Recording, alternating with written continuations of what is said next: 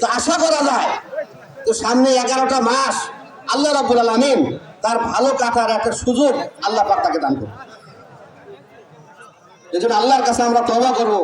ঈদগাহ মাঠে আজকে সবচেয়ে বড় নিয়ামত, দুনিয়ার মানুষ দুনিয়ার নিয়ামত দিয়ে খুশি হয়ে যায়। আমরা যে সাউথ আফ্রিকাতে দেখে আসলাম, যাদের খ্রিস্টানদের বড় দিনে সারা রাত তাদের আতশবাজি আর বেহায়াপনা, বেলাল্লাপনা, মদ, জুয়া, নারী, সারা রাত তাদের এইভাবে তারা কাটায় আরো 5 দিন আগে থেকেই। আল্লাহ পাক একজন মুমিন বান্দার জন্য, যারা দিনদার ইসলাম প্রিয় মানুষ, তাদের জন্য আল্লাহ পাক এমন এক নিয়ামত দান করছেন, যে নিয়ামতের রমজান মাস, ঈদের মাস, ঈদের আনন্দ, এই আনন্দ যেন আমার শরীয়ত বহির্ভূত কোনো আনন্দ না হয়।